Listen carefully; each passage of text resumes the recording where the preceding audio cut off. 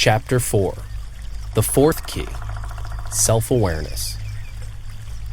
To thine own self be true. William Shakespeare. Know thyself. Socrates. To be yourself in a world that is constantly trying to make you something else is the greatest accomplishment. Ralph Waldo Emerson. You are a spiritual being currently having a human experience. Understand exactly who and what you are. The body is your physical component. Your spirit is a non-physical component. As Dr. Deepak Chopra puts it, your body, the physical, is the hardware, and your spirit, non-physical, is the software that makes the body run. You may identify more heavily with your physical self, but your non-physical self is your unbounded and infinitely creative spirit. This book will remind you to identify primarily with your spirit. If you lost one finger, would you still be you? If you lost your whole arm, would you still be you? The answer is that of course you would. The you that you identify yourself as being is in fact non-physical. An unchanging part of yourself precedes your physical body. This is your spirit, the source of your power and life. It is the light of the world that Jesus spoke about, and it connects you indefinitely to the creative source of all that exists. Your spirit is what gives you the power to think, imagine, dream, desire, feel, and act. Figuratively speaking, your spirit is the captain of the ship that is your body, which does what your consciousness or spirit directs it to. Your body gives your spirit a physical expression and an ability to act. The body is just one dimension of an expansive and limitless spirit. The brain is the command center of the body. The spirit is the command center of the brain. You must learn to integrate the two. How to feel important. When you identify yourself as the image you see in the mirror, you are seeing only the tip of the iceberg and selling yourself extremely short. Your body has inherent limitations. If you restrict your self-definition to your body, you are identifying with a limited aspect of yourself. After all, your body is just a tiny speck of dust in an incomprehensibly big universe. When you learn to identify yourself with your spirit, however, you will feel expansive, creative, and free. It is the creative abilities of your spirit that gives rise to your success in life. Your unbounded spirit connects you to all things in the universe and guides your physical self. To be completely human, you must merge the two. When the actions of the body are in accord with the impulses of the spirit, the magic of life starts to flow. Apropos of this point, Marianne Williamson writes the following in A Return to Love. Our deepest fear is not that we are inadequate. Our deepest fear is that we are powerful beyond measure. It is our light, not our darkness, that most frightens us. We ask ourselves, who am I to be brilliant, gorgeous, talented, and fabulous? Actually, who are you not to be? You are a child of God. Your playing small doesn't serve the world. We were born to make manifest the glory of God that is within us. It's not just in some of us, it's in everyone. And as we let our own light shine, we unconsciously give other people permission to do the same. As we are liberated from our fear, our presence automatically liberates others. Self-confidence. In order to create high-level results in life, you have to have confidence in yourself and your abilities. You have to believe that what you have to offer is of value to others.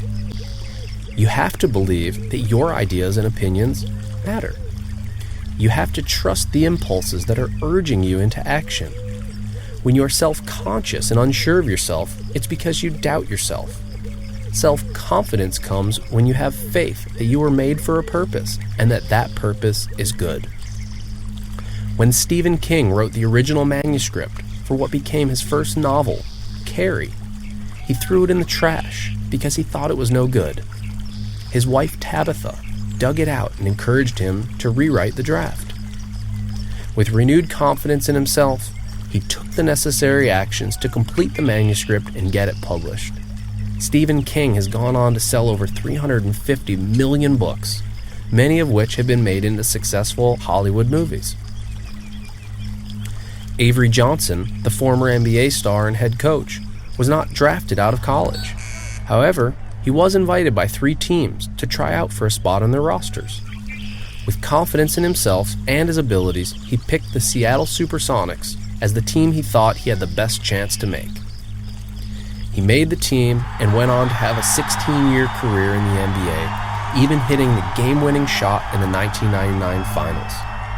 Despite not being 6 feet tall or drafted to the NBA, Avery Johnson remained confident in himself, and that confidence paid off. Theodore Geisel, better known as Dr. Seuss, also had confidence in himself as an author and illustrator. Inspired by an article he read in Life magazine about growing illiteracy in the United States, he set out to do something about the problem. An editor equipped him with a list of 250 vocabulary words important for reading development. For 9 months, he worked to come up with his first such book, The Cat in the Hat, using just 243 of those words. Dr. Seuss went on to publish over 60 books and sell more than 220 million books worldwide. To spend 9 months on such a project with no prior track record required confidence in himself and in his abilities. Personal accountability. Your success or failure in life all comes down to you. If you point your finger at others and believe that because of what someone else has done or hasn't done, you have not achieved success, I'm here to tell you that just isn't true.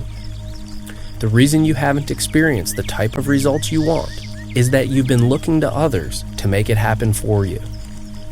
Instead, you need to look to yourself and realize your intrinsic ability to achieve what you want in life. Benjamin Franklin grew up poor, but took it upon himself to become wealthy and facilitate independence for the United States. Take it upon yourself to facilitate your own independence and understand that what you want in life you can have if you have faith and strive for its attainment. Steven Spielberg made his first feature-length film when he was 16 years old. Did anyone make him do it? Did anyone stop him? He relied on his own abilities and had confidence in himself to make it happen. His film played in the local cinema and it grossed $501. Emotional guidance system. You already have within you a system that, if you learn to trust, will guide you to success. I here would like to thank Esther and Jerry Hicks for their excellent work on this subject. I highly recommend all their books and seminars that can be found at www.abraham-hicks.com. Basically, it's this simple. Thinking about things you don't want feels bad, and thinking about things you do want feels good. If you want to know whether or not something is good or bad for you, imagine in your mind that it has already happened. Do you feel good or bad? Learning to focus on that which is wanted and off of things unwanted is a process that you will learn from listening to this book. Realizing that you have a built-in guidance system is the first step towards developing this inner sense of self-direction. I will address this subject in greater detail later on, but in this chapter on self-awareness, it is enough for you to understand that you already have the tools you need to make your dreams come true and achieve a high amount of success. First, however, you must learn to have faith in yourself and confidence in your abilities. You must learn to use your emotional guidance system to know whether something is good or bad for your progress. This may sound really simple, but you have to trust that God has planted in you a capacity for discernment to know what is right and wrong for you specifically. ability to grow and change. You, like all things in nature, grow, change, and evolve. You don't wear the same clothes you did a few years ago. Understand that you must do the same with your non-physical self and prune the dead branches in order to make way for new growth. You must surrender your limited self-image to make way for an expanded concept of yourself. Abandon old ideas of limitation and embrace new perspectives of abundant possibilities. Give up the inner mantras of I can't or I'll never in order to assert I can and I will. Let go of the struggling, broken, unattractive self and replace it with the vibrant, capable, and attractive you. Robert Johnson, founder of Black Entertainment Television, BET, was the 9th of 10 children who grew up in a working-class neighborhood of Freeport, Illinois, and his first job was shoveling horse droppings at the local fairgrounds. He went on to earn a graduate degree from Princeton University before starting BET. Ultimately, Robert Johnson sold his company for over $3 billion. Dr. Seuss had to give up an image of himself as a copywriter at an ad agency in order to embrace an expanded self-image as a world-famous children's book author. When Justin Timberlake embarked on his solo career, he had to let go of his role as a member of a group and become a superstar in his own right. Maybe it's time for your spiritual makeover. Who do you want to be? And what would you be doing if you thought you could do anything in the world? Messenger.